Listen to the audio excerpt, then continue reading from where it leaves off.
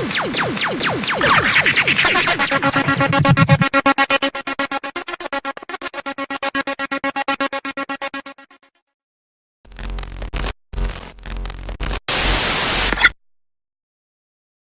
here with Kooly Chat, King Heartbeat Studios. You know what I'm saying? We want to thank you, brother, for giving us some time, King Arthur TV, to interview you.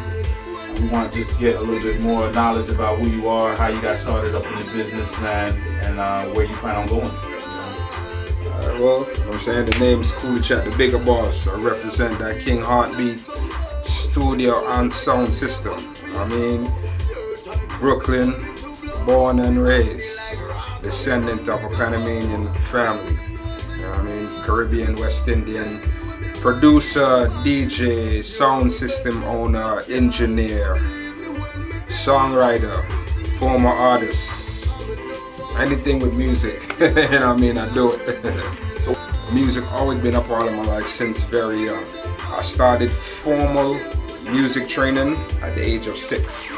So, you know, doing piano lessons, I moved on to drums, percussion, stuff like that. But from small I've always been around music. Music always been a love. Do you have any influences in your family or anyone who influenced you with music? Music has always been around. Nobody else in my family does music the way I do music. I mean, I had an uncle that used to play it like he was a home DJ, you know what I mean? The first time I ever seen him do that, that kind of gave me the bug to want to get into DJing. I had another uncle that played drums. He was a percussionist. Nobody ever did it professionally. This was all hobbies for them. But I've always been around music. My mom had a tremendous record collection. She was a big music lover. So I was always tunes playing. So that's how I got my first set of vinyls and stuff like that. Inherited from my mom. But I was the first one in my family to actually want to pursue music as a career. I started with instruments because that's when I thought I was just going to be a musician. So I started off, and it was one of those things where I was just always knocking on stuff, beating on stuff in the house or whatever. My mom was like, "Yo, you forever knocking and beating down my pots and my pans and, you know, making all type of noise. So if this is something you like, you know, another avenue for me to release some energy rather than be in the streets, because I used to be outside a lot too. She took me to do formal piano lessons and stuff like that. I didn't get into DJing until junior high school. So how did it, with the piano, was that the only instrument that you took up? Yeah. I took up piano. I kind of self-taught with drums and stuff like that. And then once I got into junior high school, you know, joined the school band and stuff like that. And that was the extent of my formal training on drums. And then, you know, I want to say maybe like while doing drums and piano and different percussion, I like African percussion, djembe, and I decided like, you know, I want to get into playing music with DJing and stuff like that. So I had one turntable in the house. I had a godmother of mine gave me a mixer, had a tape deck, and that's how it started. So I used to practice music there, going from turntable to cassette back to turntable, you know, doing little crazy blends. And then I was like, yo, I like the DJing portion of it. And once I really got into it, that took over. It started with the mixtapes because, I mean, some real talk, trying to get parties and nobody don't know you young, that was like next to impossible, man. I used to beg to get on people flyers and stuff like that, and I always used to get the, yo, you gotta wait your turn, you gotta wait your turn, man, wait your turn. So only parties I ever did was parties that we threw, and I mean, you know, the little hooky parties, you know, somebody's parents is going for the weekend, boom, me and my little turntable come through a box, we gonna beat down somebody's living room, and that was it. But my little recognition locally came from doing the mixtapes. I used to just bang out mixtapes, like I used to do a few a month, you know what I'm saying, because, you know, record shop every couple of days, so just loaded with tunes. So I used to just keep putting out mixtapes, hip-hop mixtape, R&B mixtape, dancehall mixtape, and just keep doing that. And then from there, that's when I started getting a little parties here and there. You know, so-and-so got a Sweet 16, you could DJ because you're always making the tapes. Somebody's home getting married, you want to do that, and it just build from there. So take me from DJing to production? Like, so from you take it from years of DJing, mixtapes, and you're doing you know, your shows and your parties. So what piqued your interest into studio production? All right, so that was just like a natural involvement from the DJing. So when I was DJing, I want to say in high school, I had a crew that dudes I used to rhyme in high school. The name of the crew was DVS Squad. And I used to always have my Walkman, Discman at them times, you know what I'm saying, playing music. And them dudes would spit rhymes or whatever. And then, because I was always doing reggae, they put me down like, yo, you got lyrics too? Come in. So I was the reggae guy in the group. So I used to, so that's where the chat in my name came from, with Kooly Chat. Because up until then, I was just Kooly. And they threw on the chat because everybody's like, yo, that's the chat dude. The dude always chatting, he's the chat. And I just took the two names, put them together, and it was Kooly Chat. So with these guys, you know what I'm saying, doing their hip hop, they was, you know, freestyling or whatever, and I would come in and just chat and drop a couple rhymes. We would use different instrumentals that was out, you know what I'm saying, because I was the DJ also. So I had all the instrumentals, I had all the records. And he used to be like, yo, damn, it would be nice if we could, you know what I'm saying, flip this beat or do something like that. And I'm like, yo, I got a little, you know, 6-bank Gemini sampler, and I used to chop up the samples or whatever. And then it went from chopping up the samples to like, yo, I got a keyboard, let me see if I could throw another kick drum on there. And then before I knew it, I was producing before I knew what I was doing. Yeah. I was gonna say, because I know with the Gemini, with the samplers, they used to be like a 4-bar loop, 8 bars. Yeah, it was like a little 6-second sampler. It was only 6 banks, so it was very limited. Not much you could do with it. But I was just doing stuff for us, you know what I mean? Because then every now and again we get like instrumentals, and they'd have the instrumental, and we would like want to keep the hook of the song and make our own remixes. But that was before they started releasing TV tracks. So you would get the song, and then you would get, on the flip side, to get the instrumental. So what I would do is I would run the instrumental and I would sample the hook, so that when them dudes was rhyming, and when the hook's supposed to come in, boom, drop the hook in. And you know, just experimented. This is, you know, 6-7 dudes in the bedroom just bugging out, you know what I'm saying, just straight natural vibes. And it wasn't until somebody told me like, yo, nah, you producing. Like, I didn't know you was producing. I was like, that's what I'm doing? All right.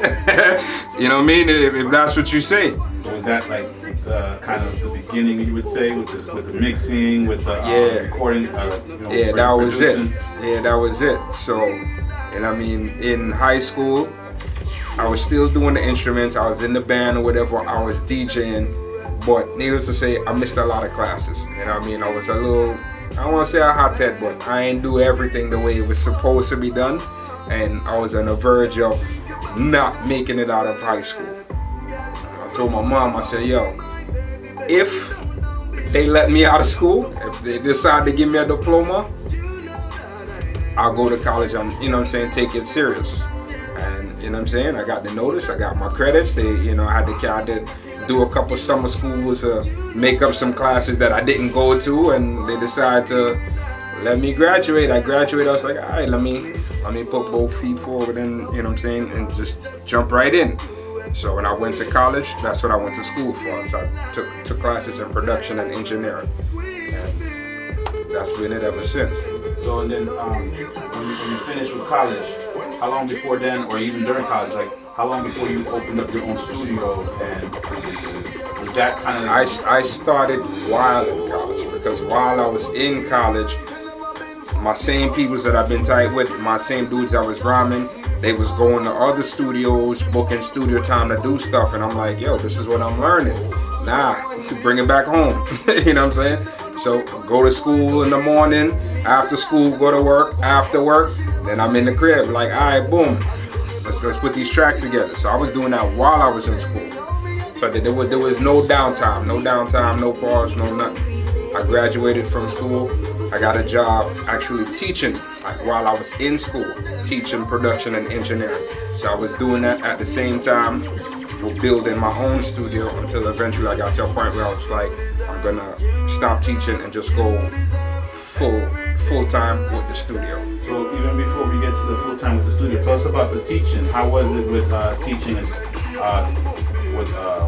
Here you are growing up, you're learning music, you're mixing, you're going to college, you're learning everything. So how was the experience with the youth and trying to pass that knowledge on? How did they receive it? What was the experience? It was an incredible experience because it was a total 180 from being the dude who didn't think I was gonna make it out of school. Now I'm in the school teaching. You know what I'm saying? It was a total 180 and it was a trip. But the thing about it is I was young. I was the youngest in that music department. So instead of me, the relationship I had with my students, instead of like a teacher student, I was more like the friend. I was like the big homie. Like, yo, we going to the big homie class because we gonna learn production. So my class was fun. So I was real close and tight with all of my students, man. I'm still tight with some of them students today. Just about to ask you. I'm still tight with them, yeah, man. Because I got a lot of them guys on social media, whatever, and they still hit me up like, yo, you know, I still remember this day when we did this, or we went on this trip, or we did that class.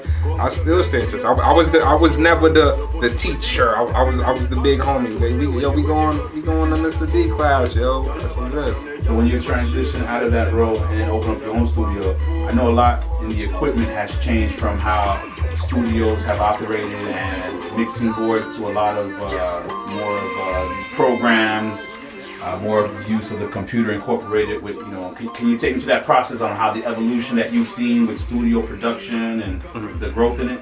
Yeah, I mean, when I was learning, we learned on both platforms because while I was in school, it was like right at the birth of the digital era.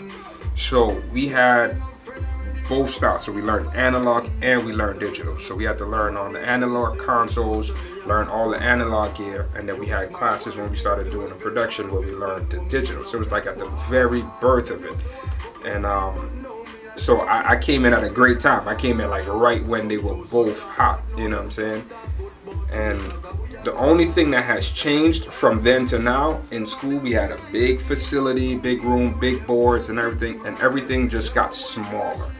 So where you had to get a tower, you had the big Mac computer, you had a tower and all this other stuff, you had to load up this sound card and that sound card. Now everything can be done right on your laptop. I know dudes making beats on their phone, on their iPad. And that's the only thing that has really changed. Everything just got compact. So where you had to have at least 20, 30 grand to start the basic studio, you could do that with 2 or 3 grand now. Go to Guitar Center, you know what I'm saying, or go to, we call it B&H, get a laptop, or Best Buy, get a decent little laptop. Go to Guitar Center, pick a sound card, some headphones, and you got a studio. Now, let me go to the birth of the studio with King Heartbeat Studio. How did that start? Where did the name originate from as far as for your studio? The King Heartbeat name came from, because that was the name of my sound back then. So while I was DJing, it was always the King Heartbeat International. And when I went to school and I started learning the production and the engineering, I kind of put down the sound and I devoted all my time as to learning and try to learn as much as I can about the studio world.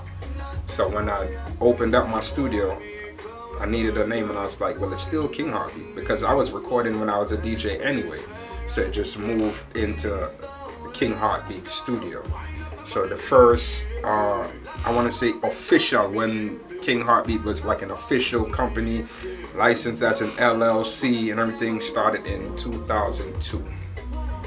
So that was the birth. From 2002, when the studio, when I was an official studio, I was still producing for a lot of local acts.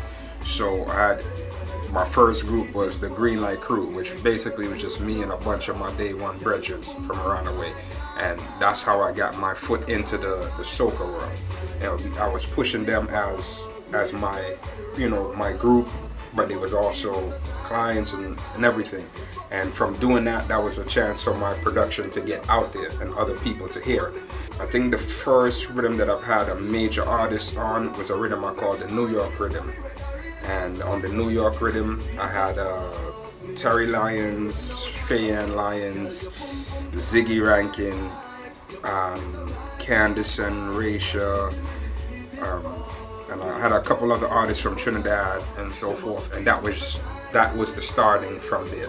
And then the buzz just kept going like, yo, there's a little dude from New York building some rhythms and stuff like that. And then what always catch him was, yo, this guy's building soca rhythms, but he ain't from none of the regular soca countries. Like, he ain't from Trinidad, he ain't from, when people find out I'm from Panama, like, yo, a Panamanian doing that? Like, what do you know about reggae? What do you know about soca? Like, bro, in Panama we listen to all of that. The one thing I can say that I was, I'm glad to say happened for me, a lot of the people that I worked with in the past, I always kept a good relationship with them. So most of the times when I work with somebody, people always come to me because they like working with me, they like the vibe. It's not so much about like just the studio or it's a good studio. They like working with me. So I always have return, you know what I'm saying, clients. So when I work with people like Denise Belfort or Maca Diamond, Charlie Black, you know, any of these people, anytime when they're in town, I get that call. Yo, Bigga Boss, what go on? You know what I mean? I New York. Alright, boom. Book the time, come through. And then I've done production with all of those artists as well. So I've done a lot of their songs that are out, probably been recorded here and people don't know it was recorded here. And then I've had them on my rhythms as well. So I've worked with them as a client just to come through and record in the studio, but then I've also had them on my own productions as well. So, I mean, it's been a fun time, man. So any struggles that you've hit along the way that have been discouraging while you've been pursuing producing? Yeah, music is a struggle in general. It's always a struggle. But even though I've worked with a lot of these people, I can honestly say I still haven't had my big break. I haven't had, as from 2002 to now, we in 2018, I still haven't had my big break. I haven't had my hit record. It's always a struggle to get my music played. I don't know if it's, you know, when I give it out to people, to fans, people always love it, but it's always a tough to get a lot of the DJs to jump behind it and push it for me the way they would for other people. So that's always a struggle, and a lot of people always see me at you like, damn, yo, you still at it? You still going? But honestly speaking, I don't know nothing else. Yeah. So tell me about the competition out here. Like how speaking of the struggle on the DJs, is it a heavy field that is densely populated with a lot of other producers, and yeah. How does that go? Especially now with technology so accessible. Everybody is in a business. Like, there's talent everywhere. The one hurdle that people had back in the days was access. Everybody didn't have access to the big studio. Everybody didn't have access to a sound system. Everybody didn't have access to be on the radio. Now everything is accessible. Like I told you, a couple grand you got a studio. You know what I'm saying? A couple grand you're a DJ. Go buy a couple powered speakers, whatever, you're doing parties. You know what I'm saying? Brooklyn, New York in general, we're flooded with pirate stations. So anybody could get a slot on the radio. And because it's so accessible, it's a good and it's a bad. It flood the market, but at the same time you get to see so much talent that's out there. So everybody get a shine, but because of that, now you gotta fight even harder, because now you gotta fight to make your voice be heard. Because it's like, yo, what's gonna make me listen to you versus listen to that guy? So how do you deal with that? Like, what do you do? Just keep going? Just keep doing what I do. That's it. Like, you can't study that. You know what I'm saying? I'm a person, I love to listen to other people. You know what I mean? When I hear talent, I always show love and respect to everybody. You know what I mean? Cause them type of things keep me motivated. Like, sometimes I come down here and I work, boom, bang out a rhythm. I say, yeah, this rhythm fire. This I go mad. And then you go to the club that night, go play on a song, and you hear somebody else drop a production. You be like, oh shit, now I gotta go back to the drawing board. I gotta start over. The rhythm that I thought was out, it not hot again. I just heard something that just crushed my thing, and now you gotta go. So it keep me motivated. So I don't take it in a negative way, no time. I always take it as positive. So how do you balance the producing life and everything with personal life, like family and all that? How does it? It's not easy, you know what I mean, but the family knows what I do, you know. So my family is very understanding. So if you don't see me, you know where I'm at. You know where I'm at. If I'm not in the studio, I'm in the party. But you know, just like the interview start, this is always in my hand. So I'm never hard to reach. It's always in my hand. So I'm always a phone call away. And when you reflect back, like you mentioned your mom earlier with school and college and all that, Has she been your biggest fan all the time? Was she ever Always. thinking, Always. otherwise? Or? Number one supporter. The things that I got away with. If I tell you, the things I get away with. I fill up my mom's house with speaker box. My first studio, and anybody that would that ever record with me back in the days before I was in this location, the Flatbush studio. I took over half of my mom's living room, put a big console, mixing board, whatever. My mom went on vacation. When she left, I took the hallway closet and turned it into a vocal booth. Took all the coats, all that stuff, I empty out the closet. So when they came back from vacation trying to hang up, they're like, what the hell? I was like, I needed a booth. I was tired of pushing people in the corner and telling them basically I needed a booth. And she ain't tell me clear it out, she just let it rock. So that was always my number one supporter. So what's in the plans in the future? Like what do you want to do? Who would you like to collaborate with that you haven't yet? So maybe or? I want to collaborate with so much more people. Right now, it's the sound system is back out on the road.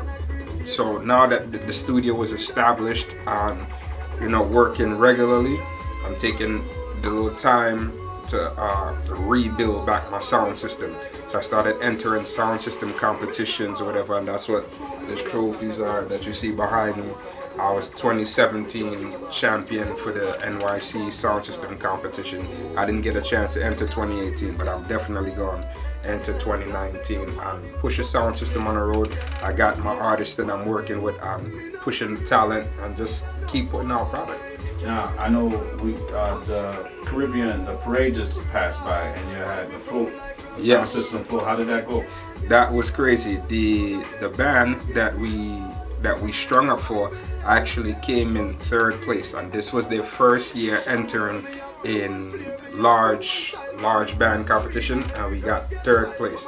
This was my first year on the Parkway, and me alongside my brothers Vibrant Sound went, and they would have did shook down the Parkway. How much preparation goes into something like that? A lot.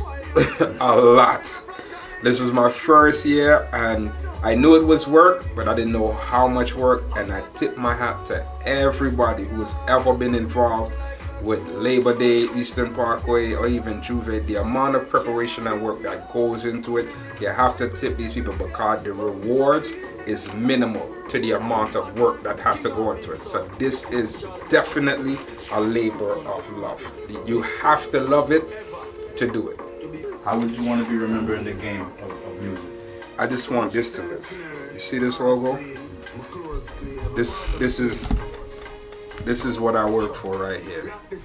I want this to be a household name. And I put everything I have on this. I want when people see this, they can just equate this with good music. I want them to equate this with talent. I want them to equate this with hard work. When they say Kooly Chat, like, yeah, that's the youth from Brooklyn that did it.